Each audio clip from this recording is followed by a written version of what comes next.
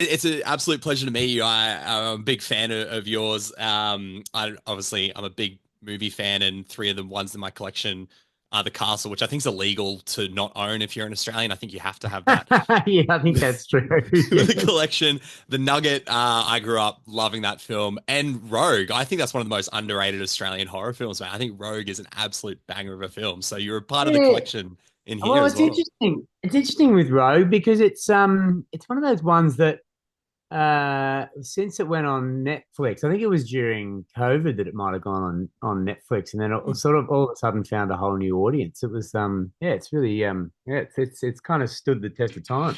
I agree. I agree. It was one I watched it probably far too young at the time, but it's grown on. It's grown on me now. It doesn't scare me as much as it did when I was like 12 years Yeah, old when I saw it. But yeah, right, okay. like I said, I appreciate you taking the time to chat, and obviously, I want to talk about all things actors and yourself as well. And I'd love to start with the idea. Obviously, I was having a look at sort of the history of the AACTA Awards, and I know you were nominated for Hounds of Love in Yes. 2017 for actor, and you went and hosted in 2018, and now coming back as an ambassador. How have you seen sort of the actors become more, I guess, not relevant, but I guess grow and evolve with the awards and the festival to a point now that you wanted to come back as an ambassador? Well, yeah, it's a great question actually. Look, it used to be sort of very much just sort of about the awards. Mm. And it is now, a fully fledged festival. It's a Yeah. 5 day festival. There are almost 100 events spread over the 5 days. It's found its new home on the Gold Coast, or Mm. Goldie Wood, Baz Luhrmann coined. Am I allowed to coin Baz Luhrmann phrases? I think so. I think that's Okay. as long as he doesn't have the trademark on it, we can probably put that out, right? He probably does. He probably does. So, I say Goldie Wood TM. That's what Dollywood I'll say. TM, and then we'll cover Yeah. ourselves. Yeah. That's probably a safe thing to say. Look, everything I say today is probably going to be a Baz Luhrmann quote anyway. So I do like to quote Baz. But look, it's a huge festival, and Mm. it's also very much about supporting and nurturing new talent and Yeah. it's sort of it's been such a cottage industry for so long, the Australian screen industry, and it's Mm. growing exponentially.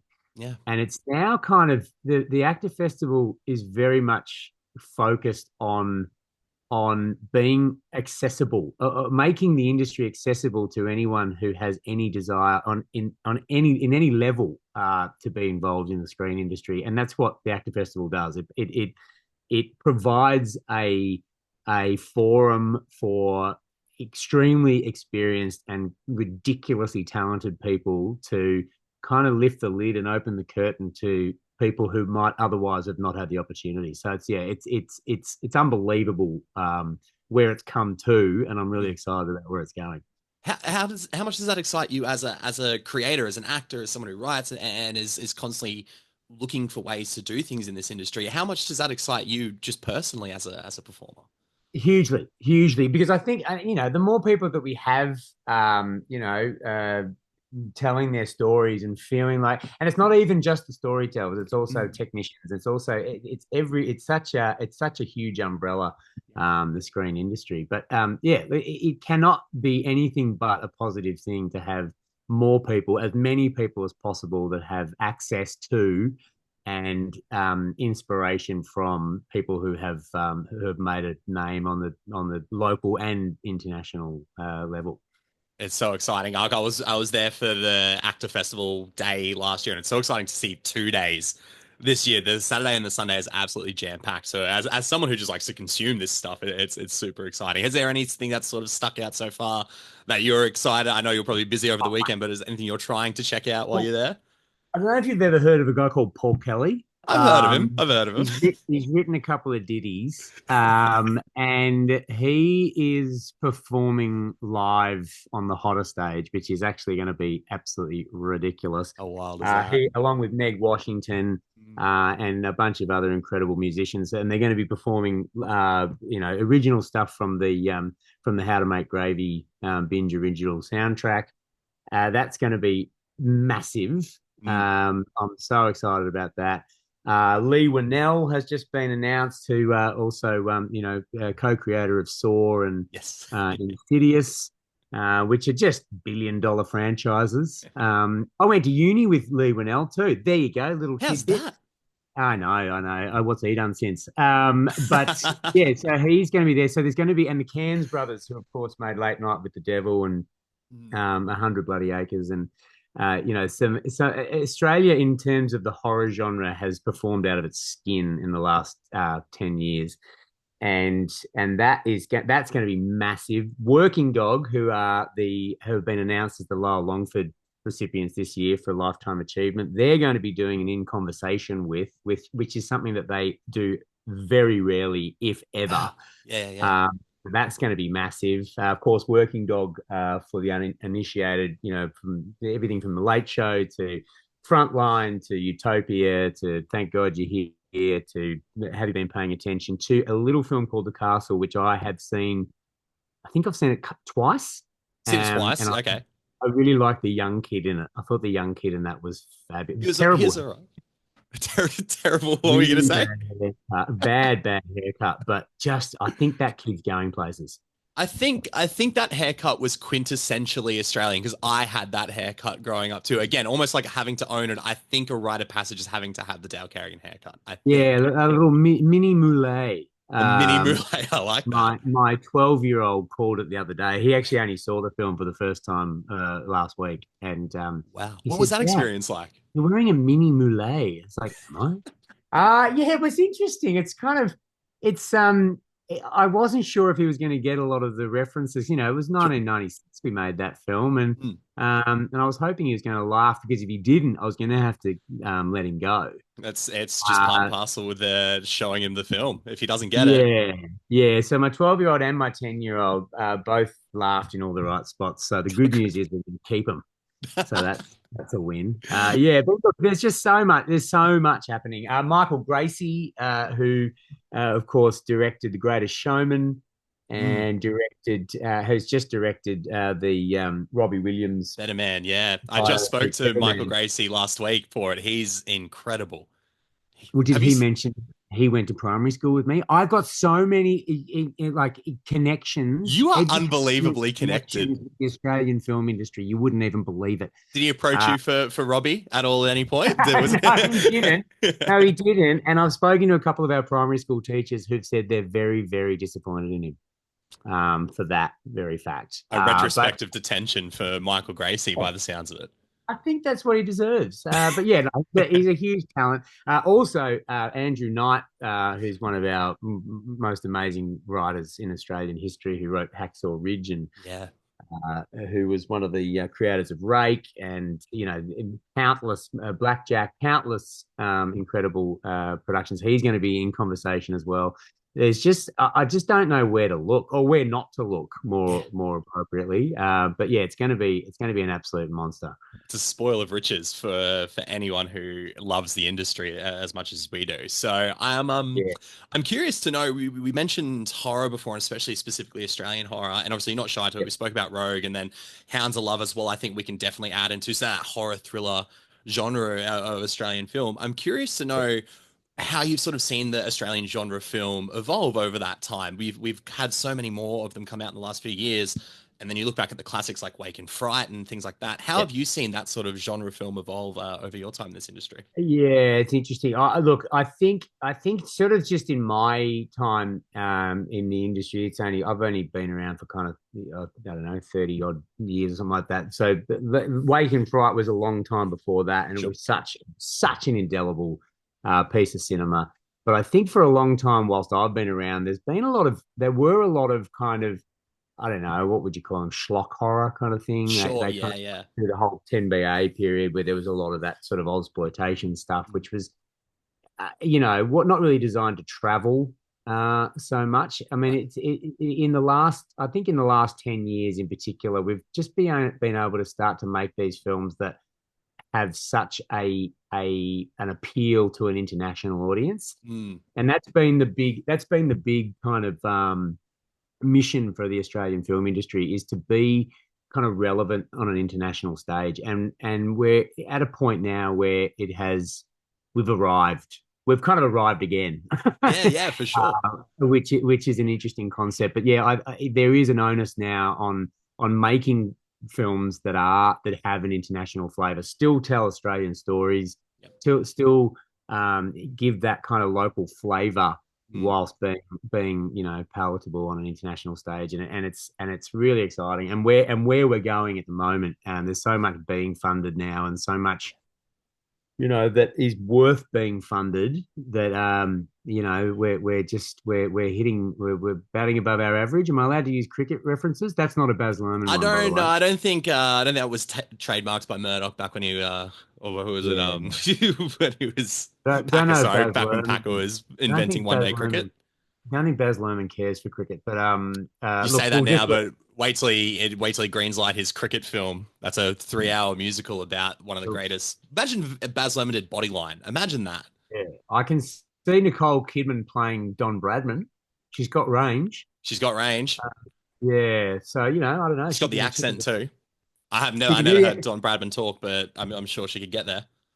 I think he spoke quite properly. I mean, you wouldn't imagine she's not going to she's not going to go real bogan on it. I don't No, think, and I don't think she needs to. no, But yeah, look, that's yeah. Look, like I say, right across all the mm, genres, we are really we're just hitting it out of the park. And there's another I agree. sporting reference for you. And yeah, I'm just it is a really exciting time to be in the industry, and that's Mm, why to have a festival like AACTA kind of coming along and growing so much and being so accessible to anyone. And so most of these events are yeah, actually free, it's and incredible. everyone's invited from any age group to come and to learn from the best. It's incredible. I'm excited as someone who loves the industry, but I'm doing a couple of panels as well. I'm just excited to be around that all again, like last year. And you mentioned Working Dog. Obviously they're getting their flowers here and the accolades, and deservedly so because there's just such an iconic footprint on Australian comedy. I'm just Yeah. curious to know when you did do the Castle back in '96, and these guys were already such a staple in television comedy as well. What was that experience like of seeing these guys work firing on all cylinders, and how that still is so relevant today? Their comedy is timeless. It's unbelievable. Look, they are, I firmly believe that they are our finest comedy finest comedy team that we've ever produced. Yeah, being at the read through for that. So I'd started out in extra work in 1989, I think it was, Yeah, and kind of never really believed, because I'd sort of told all my teachers that I'm gonna be a successful actor. right. Thank you very much. And they all kind of looked at me and went, I think you're gonna have to get someone to fall back on there, mate. And Look it at was and you know what? Look at him now. Look who's look at laughing him now. now. That's right. That's right. I take that, Mr. Tui. But no, look, but it was interesting because that was, 7 years after I'd sort of started, doing extra work with my brothers in commercials and stuff. And all of a Yeah, sudden there I am sitting at a read through with my heroes. We'd grown up watching the DGen, watching the Late Show, watching all their stuff, and just sort of thinking, well, wow, wouldn't it be amazing to work with them one day? And there I am suddenly in the read through with them, and with people like Michael Caton and Tenny and Bud Tingwell, who had been actually a very generous person to me over the years. We'd done a few short films together before that, yeah, and he was quite a mentor to me, and he taught me so much about the importance of hard work and the importance of preparation, yeah, um, and the importance of being sort of thankful for, effectively being able to do your hobby as a job, yeah. is one of those things that I've never forgotten. And Working Dog have got that. They've got that work ethic. They've Mm, got the talent, the ridiculous amounts of talent to begin with, but their work ethic is something that's been very inspiring to me. And as a 20-year-old sitting there, all I was genuinely thinking was, do not stuff this up. yeah, That was my main driver. But yeah, they just they're so they've got such a litany of successful works. yeah. Their strike rate is better than any strike rate in the history of Australia. And yeah, long may they rule. And I'm so I for someone who grew up on sort of that second wave of television that they did, it's so cool to see them still being talked about now as icons of Australian comedy, and then the way they are still so impactful right now is exciting to me as a comedy fan, as an Australian comedy fan. It's so cool to see that they're getting such recognition still all this time later. Yeah, yeah, and not before time either. Really, I mean, it's interesting True. that I go, gee, is that how many? Is that how many successful productions it takes to win a Lyle Longford? Gee, I'm in all sorts of trouble, aren't I? Really, but yeah, it's no, it's such testament to them, and so richly deserved. And I would urge anyone who has enjoyed any of their work, which is most of Australia, Yeah. to get along and see the In Conversation with those guys, because it will be something else, and it will be, and they're such generous people as well with their wealth of knowledge, and it's an opportunity that you don't want to miss.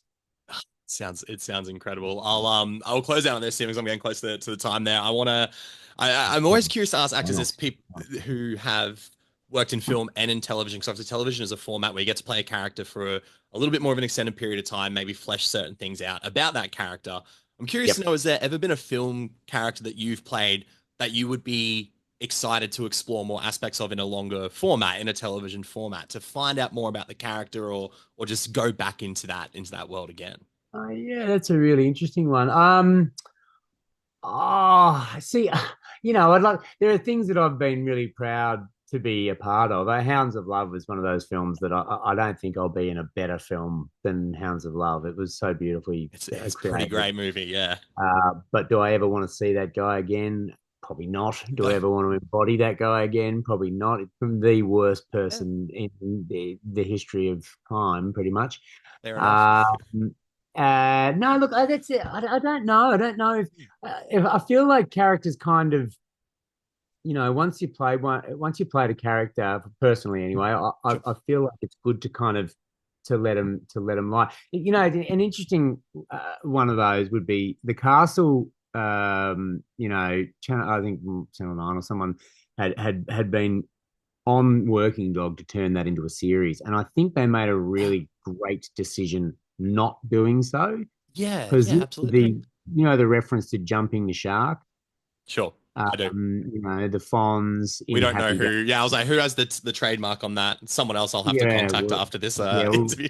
Ron Howard probably bought the rights to that one, but yeah, it's interesting because the idea of jumping the shark is the Fonz, the great character in Happy Days. They knew they'd gone too far when they ran out of storylines, to the ridiculous point that there was a shark, terrorizing the bay in Milwaukee, and so the Fonz had to That's get it. on his skis and jump over the shark to scare it out of the bay. Now, I think if you were going to try and turn something as indelible as the castle into a series, you're probably going to end up jumping a couple of sharks. You know what Sure. I Yeah, yeah. mean? There's not a word out of place in that film, and all the characters are so beautifully realized that I think you could end up sort of, I don't know, cheapening them, or Sure. Yeah. taking some of the sheen off the beauty of that story And that's not by magic. It's not magic we want to lose. It's not magic Australia deserves to lose at all, because no, it still holds up. Like we said, many working dog production projects, they still hold up yeah, now, which is yeah, which is that's right, fantastic. I that's love right. it. Yeah. Stephen, that's my time. I've got to shoot, unfortunately, accidentally. But thank you so much. I know you said you were busy, and I really appreciate you taking the time, mate. I really do. I'm a huge fan of yours, and I hope we get to run into each other in February, and Yeah, I hope so, Nick. Well, have yeah, a well, chat. come and I'll be hanging around like a bad smell. So As will come I. say goodnight, and we'll catch up, and we can indulge in our shared love of Australian film and television over from February 5th to 9th. There we Be go. there. AACTA You like has the that? trademark on that date now. Yeah, so that's all They right. They've do. approved that They one absolutely already. do. We're all sorted for that. And I'm obviously a professional because I've brought it back to the dates. Oh, and on the Goldiewood. Damn, not the Goldiewood. Can we go? We're going out live, yeah? Can we go for a take two? We can, if we started again right now, no one would have seen it yet. So February 5th to 9th on Goldiewood, the Gold Coast. Damn. first time. Yeah. He's a Yeah, I should first have time wonder. stuck Stephen Curry, first time wonder. with it. That's it. I appreciate you so much. Thank you so much for your time, mate. I'll see you in Thanks, February. Nick. See you Appreciate soon. it, mate. Take it See you, easy. mate.